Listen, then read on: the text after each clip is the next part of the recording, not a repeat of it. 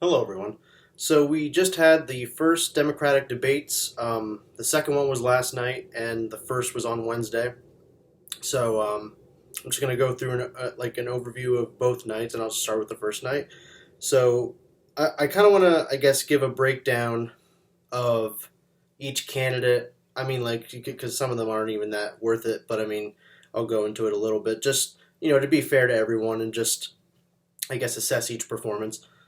So Cory Booker, you know, I think he was mostly just a flop. That because you know he went into the whole Spanish speaking thing, which is a whole category of conversation at this point.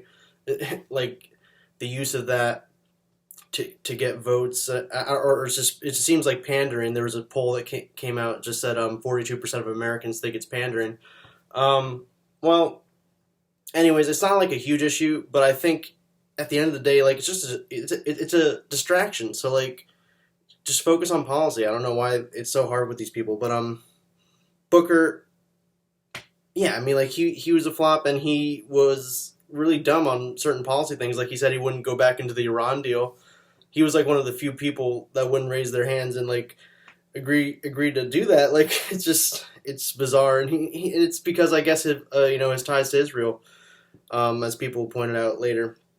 Yeah, I don't think he gained anything from this debate, and I think it's foolish to think that he'll even be president.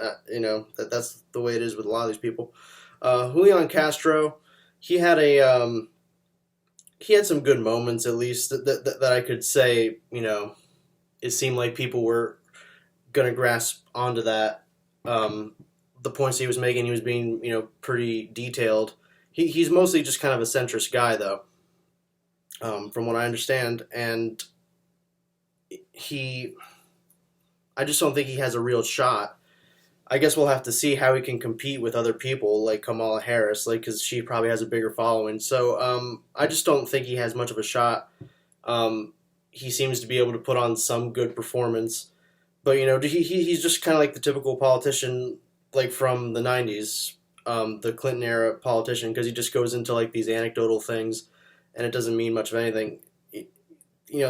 That's a problem I think with honestly everyone, and I would even include Bernie in this criticism. Like no one is being specific enough, and I understand with the format, it's hard to do that. Like they can't go into that specific detail with like 30 seconds to respond. But yeah. At the end of the day, yeah, Castro I don't think has a shot. Bill De Blasio, I think, kind of surprised people, and he was trying to definitely seem like super leftist. Um, and he was very passionate in the way that he said things, but I just don't know if it's going to really hold up to anything.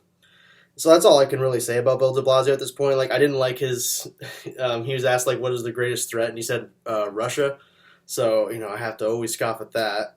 Um, just I don't know what to make of him. I don't know what Bill De Blasio will do at this point. So that's all I can say. John Delaney, he was so entertaining to watch, and it's just so pathetic with him. Like he's constantly trying to interrupt and get a word in. Which actually, if you look at it, if you look at the detail, the breakdown of how many minutes each person spoke, John Delaney wasn't at the very bottom. It was more like Jay Inslee and someone else, I think. Um, John Delaney, he was getting in there, and he just kept interrupting all the time, and sometimes they would let him speak, but a lot of times they would just cut him off. Yeah, he's a centrist tool. He's very much the centrist type and not going to win. Tulsi Gabbard, um, she, similar to Bernie, didn't really start strong, but then ended well with this exchange with her and Tim Ryan over Afghanistan and just war. And Tim Ryan was basically implying that the Taliban did 9/11, and she was like, no, they didn't. That was Al Qaeda. And he looked really foolish in that exchange. I mean, it's just it's ridiculous at this point to not see the problem with endless war. I think Gabbard overall, she overall did well. she could have been a little bit more aggressive, as was the case with Bernie. Jay Inslee was good, of course, with climate change. I liked what he had to say most of the time, but yeah, he actually didn't get to speak. He spoke the least of anyone in that debate. So I wish I had heard from him more. What I liked, I heard for the most part. It seemed like Amy Klobuchar, just total flop, of course. She has no shot. She's the centrist type too, and it's just bizarre. I can't even begin to try and examine the delusion at this point, because like they really think running the same model as 2016 is going to work. This is literally what it is. Hillary was not a progressive. She was running not on change at all, and to point that out, it should be completely obvious. But yeah, so Cloud Bouchard from the Secular Talk nicknames, yes, no. Beto O'Rourke, he was the first one to go into the Spanish speaking, which was fun. But it seemed to me like most people thought he did pretty bad in that debate, and I would agree. I mean, like, it was just totally empty stuff, and he looks kind of uncomfortable up there. He just does. It's one of those things where he's just meandering when he's talking, and it's a lot like Cory Booker, I would say too.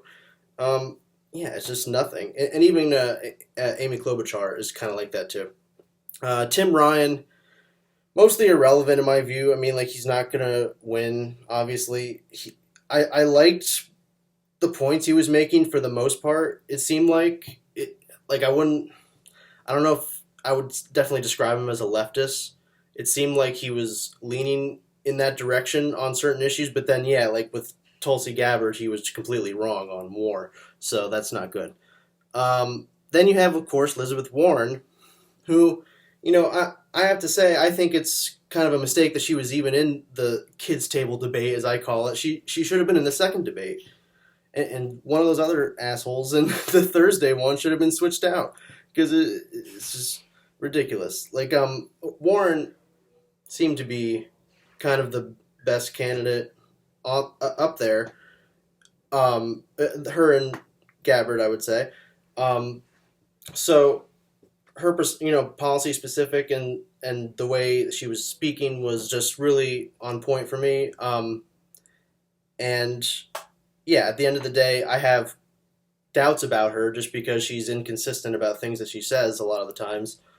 But of course, in my view, Warren still is kind of the second best, and that's just kind of a thing that I have to reluctantly say, just because there's not that many other people that you can compare to Bernie. There's really not much else except Warren and Gabbard, in my view. And so the debates, they covered mostly the same topics across the two nights. So there weren't a lot of standout moments necessarily in the first one, except for the Tulsi Gabbard one that I mentioned. But on the Thursday one, and I'll get into the, I guess, individual candidates in a sec. But the real standout moment with the second one was definitely Kamala Harris going after Joe Biden for the segregation thing. And she's obviously going to, experience a surge from that. And so I don't know necessarily what'll come of that. It's hard to say with Kamala Harris if that's going to carry through this early on in the primary, and that she can, overtake the nomination. And I can comment on this, like, she backtracked on her comment she made about Medicare for All in the debate. And again, the right-wing framing of these questions by NBC was just totally awful. It served only to the right because it was inaccurate, and it forced people to try and like make an excuse for like, oh, like, you're so leftist, but like it's so bad actually for going in that direction. Like, so basically they were saying Um, the framing of the question was, uh, would you abolish private health insurance? Would you legalize that, or I'm sorry, would you do that and replace it with government care, or not abolish private insurance, basically? And so Bernie and Kamala were the only ones that raised their hands. Um, so she backtracked though and said like, "Oh, I didn't actually mean to say that."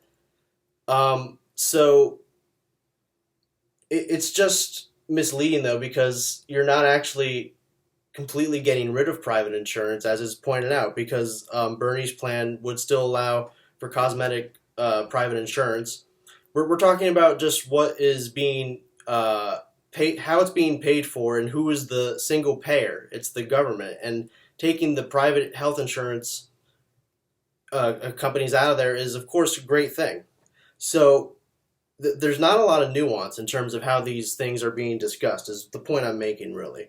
They make things too black and white. Um, so yeah. Final analysis with Kamala Harris is like, she had her moment, basically. I would say, um, she, for me, I mean, had some pretty bad moments too, though, because she was talking about climate change, and then all of a sudden said like, what does he do with what does Trump do with North Korea? Like, sidles up with Kim Jong Un and is like talking about as if that's bad. Like, no, I don't want there to be tension between us and North Korea. Like, I'd rather there be a situation of peace, and the same thing with Russia. So, on foreign policy in general, people are messed up on the Democratic side, except for Bernie. But yeah, that's just what it is for Kamala Harris. She's going to make a surge. I feel like at this point, there's nothing to say how long that's going to last right now. So we'll have to just wait and see. Pete Buttigieg didn't do too well, in my view.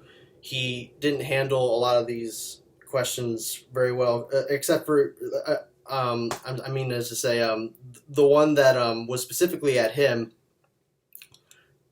He was asked about how he was handling the police shooting, and just the general police brutality that's in his area of Indiana. He was just like, I couldn't fix it. Basically, he was being, I guess, upfront about it and honest, but just like strategically, that's not a good way to get votes. So you're not actually doing good politics, really. It's he's not gaining anything from this. Of course, I think in general he just he comes off like a very smart guy, for sure. So I think people probably see that, and they definitely like that about him. But again, it's hard to say at this point with these kind of people how it's going to pan out in the future. It's so early right now, so I don't know if he can make a run for it.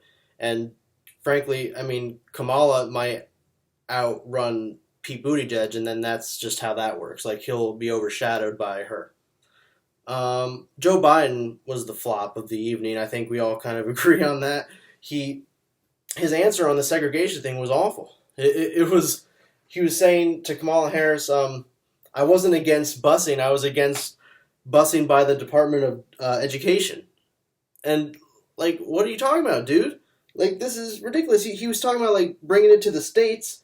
This is a right wing talking point, because it's so basic to civil rights. It's about the fact that certain states are not going to implement civil rights in the correct way. Some of them are just not going to do that. So you need to find a way, in order for there to be equality, you need to have some kind of way to deal with that. And he just, he gave a smarmy answer and tried to just deflect from his position, because he was, wrong on the substance at the time, and he's trying to make up for that. That's all he was doing. Then you have Michael Bennett, who, largely irrelevant in my view. I mean, he made some, I guess, pretty leftist points, but didn't seem to come around on Medicare for all. So, yeah, it was just definitely weird to hear his view. He seems to be like just slightly to the left of Hillary Clinton. So Yeah, at the end of the day, I don't really care about him. He's not going to do anything. Um, then you have Kirsten Gillibrand, who, to be honest, I think she makes great comments. I mean, I know of her past. I know that she was a former Blue Dog Democrat. Um, she accepted corporate money, several times before. I mean, she's probably pledged now to not take corporate money. But you have to call that into question if you've taken the corporate money before. You do have to call that into question. Um, but she said all the right things, and I feel like she doesn't get the credit she deserves. At least in the sense, like, if this was a true meritocracy, in the debates, um, she's very clear and concise, kind of in the same vein as Elizabeth Warren. So I think she doesn't get the credit she really deserves because she actually makes some pretty left points. And the difference between her and Kamala is Kamala seems to go more on emotion. She can't. Kamala has a problematic record with her a district attorney career, as I've talked about, and so she's not running so much on policy. Kamala, she's running more on emotion, and I like that Kirsten Gillibrand at least focuses on policy. Um, then you have John Hickenlooper, surprisingly not a breakfast cereal, but he is the anti-socialist Democratic ticket here, and not going to go anywhere, of course. Um, and no one knows about you, dude. So like, he's the former governor of I guess Colorado. Um, and so he's like said he's like achieved all these progressive things, but yet is not. He's like very avowed against socialism and like against the policies that Bernie is advocating for, which are not even that left, as I've talked about. It's like international centrism. It's social democracy. So you're not even. It's not an abolishing capitalism. You're extremely reforming it. So the nuance in that conversation has been lost at this point, probably because of how Bernie labeled himself. But regardless, Bernie, I think, did pretty well. Overall, he just didn't actually, like, he wasn't aggressive enough, and he really let everyone else kind of attack Biden. Everyone expected him to, it was going to be Sanders versus Biden. And it just, he seemed like didn't have a lot of time to speak. I'm sure he did, like he was probably up there, but he has to be a little more specific, I feel like, when he talks. He's just he feels very down to earth. He feels like it's not scripted with him, which at least I like that. At least that he's coming from the heart. I and prefer that to someone else who's more scripted. But at the same time, he does have to kind of just clarify his positions more. And I think actually take the reframing of the debate to the floor and kind of say what's wrong with the line of questioning in hand. And he was not that aggressive, except for towards the end he had a moment with who was it now?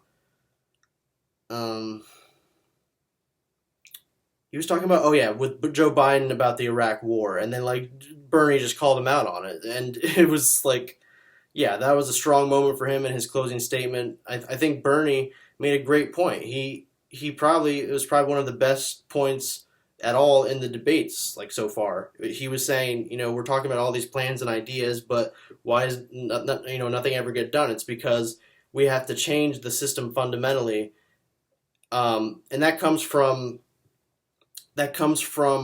the people rising up and demanding that. And I know that he's made that point before, but I wish he had emphasized that a little bit in his closing statement, that it was about the people rising up. It's, the leadership that's elected, it matters because you need people in there that are really going to respond to the people. Having Trump and the Republicans like this in power is not good for everyday people.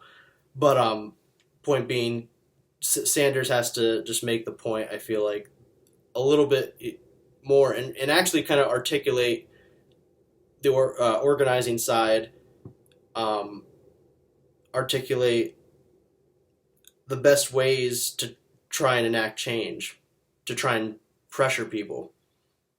Um, but yeah, overall, Bernie did good in my view. Eric Swalwell was this.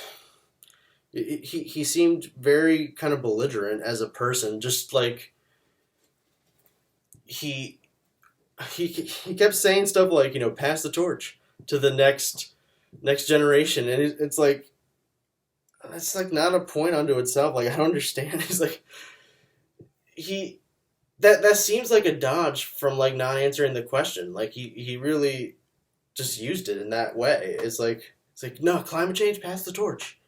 It's not as if he was saying climate change wasn't real or anything. He was acknowledging that, but I don't know. He just like a lot of these Democrats was not very specific about what things he was talking about.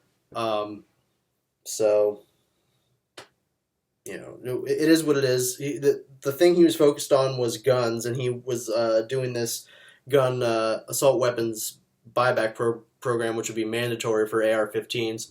Which, in my view, I don't support bans really, because I just don't think it doesn't get at the root problem with guns. In my view, having said that, I'm kind of indifferent to them. Um, and I can understand why in this circumstance with all these AR-15s in this country, like, yeah, I can understand why you would want to try and eradicate that, honestly. I just don't have much sympathy for that because I feel like there does need to be more strictness when it comes to guns. Yeah, but so I like that. I kind of at least thought that was interesting, that his idea for that. But otherwise, I didn't care for what he was saying. It seemed like. Then you had Marianne Williamson, who was like the dark horse candidate of this thing, which I hadn't even heard of until recently. And she's like I guess an author or some. I've never heard of her. I didn't know what she was doing. All I know is people have been posting her old tweets, and they're like it's like super spirituality and like talking in like these metaphors, like spirit impregnates the soul. Oh, well, okay. But yeah, it's just bizarre. I don't know with her. Like, she didn't. She wasn't really policy specific, and I think she kind of made a point of that. She was like, we have to run on love. Like, Trump is fear and hate, and we have to run on love. Honestly, like, I think that's actually a horrible idea. Like, it's not to say that love, like running on love, is bad, but like, you need to you need to be specific. You need policy specifics, and anyone who says otherwise was wrong. Like, I remember Cory Booker said that. He was like, I forgot whatever issue, but he was like, this is not about policy. This is personal. And it was like, dude, no, this is not correct. No, it's always about policy. Another thing Cory Booker said was, he was like, healthcare should not just be a human right. It should be an American right. And I was like, what? Like, is it okay? Like, just word salad, honestly, and kind of embarrassing. So you have Andrew Yang to round this out, who made barely a splash. He was the least person to talk, I think, in like all of the debates. Honestly, he had like 3 minutes of speaking time, and he probably was all devoted, I'm sure, to UBI.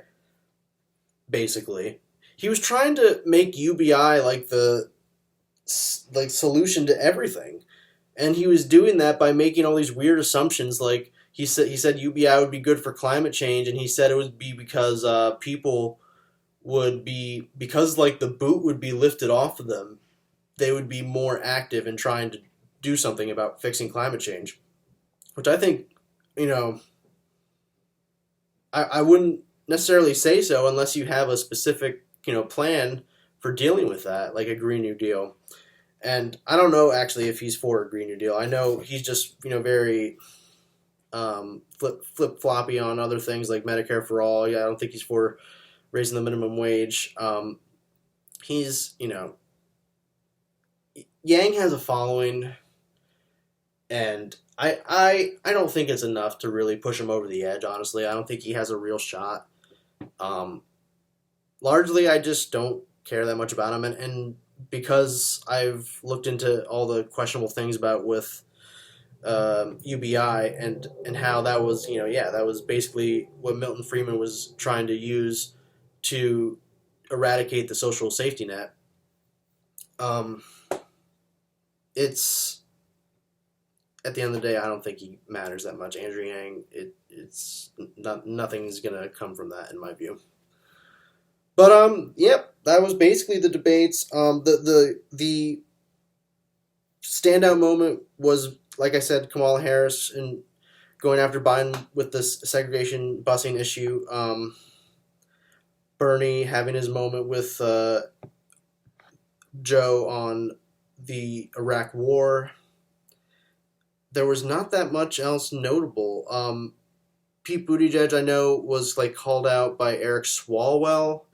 I think he was saying, like, he was telling Pete Buttigieg, why didn't you fire that police chief? And this was related to an incident where there was racist comments being made within the police force, and this black police officer recorded them, and so the proof was there, and that they were trying to kind of really cover it up, and then saying, like, I haven't heard these tapes, I don't know what's going on. So Eric Swalwell called him out, and Pete Buttigieg didn't really have an answer.